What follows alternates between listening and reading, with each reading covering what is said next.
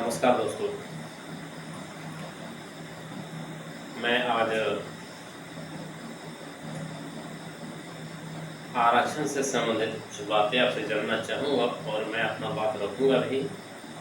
जो अभी हल्ला हो रहा है कि आरक्षण हटाओ, क्या सच में आरक्षण हटाना चाहिए या नहीं, इस हमारे स्टेटमेंट को सुनकर आप कमेंट कीजिएगा और बताइएगा कि मेरा वीडियो कहाँ तक पहुँचा।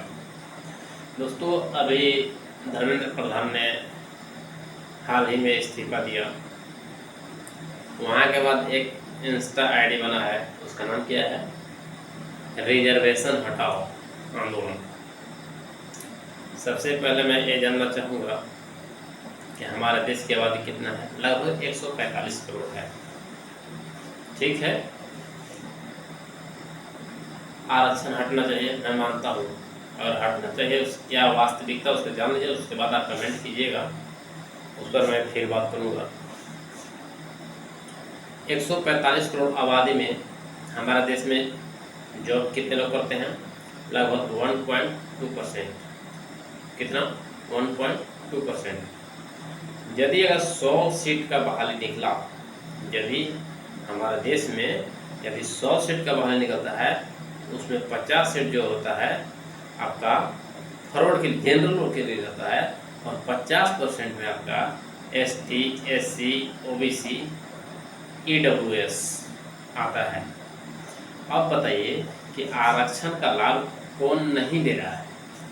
ST ले रहा है, OBC ले रहा है, SC ले रहा है, EWS ले रहा है, जनरल ले रहा है, फिर आरक्षण क्यों हटा? ठीक है, आप आरक्षण हटा दीजिए। कहते हैं कि बाबा भीमराव अम्बेडकर ने आरक्षण हटाने की बात संविधान में लिखा है। हाँ, मैं मानता हूँ लिखा, लेकिन आरक्षण हटाना कब, उन्होंने आरक्षण क्यों दिया, इस पर भी थोड़ा सा सुन लीजिए। आरक्षण उन्होंने दिया था आर्थिक तंगी की वजह से नहीं। आपका जो सूचना है कि जो हमारा ST, SC, OBC की जो लोग हैं वो अब अच्छे खासे पैसा कमा रहे हैं, तो जी नहीं, ये आपकी मानसिकता गलत है। उनका मानसिकता ये था कि समाज में समानता लाने के लिए उन्होंने छूट दिया था, यानी आरक्षण का नाम दिया था। समझ पा रहे हैं? यदि आपको लगता है कि बाबा भीमराव अम्बेडकर के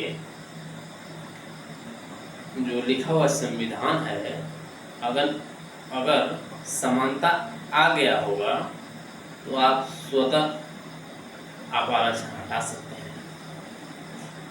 मैं एक बीती घटना बताता हूँ मैं अपने साथ की, कि मेरे साथ एक रविदास यानी कि चमार जाति का लड़का था, जिसको वो लड़का और मैं दोनों एक ही जगह ड्यूटी करता था।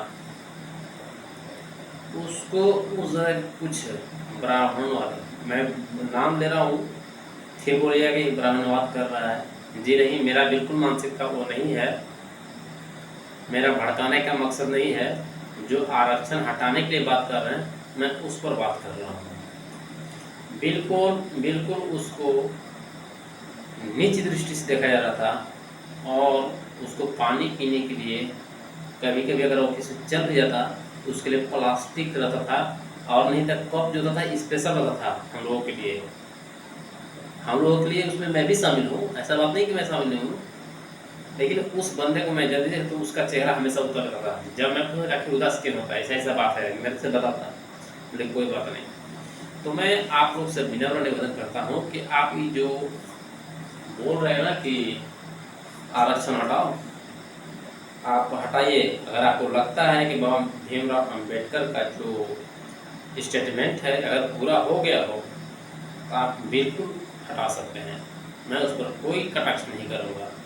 तो हम इससे ज़्यादा हम क्या, उसका आप खुद समझदार हैं। बाकी आप कमेंट करके बताइए, अगर कुछ गलती बोलेंगे तो उसके लिए हम माफ़ी चाहेंगे। जय हिंद।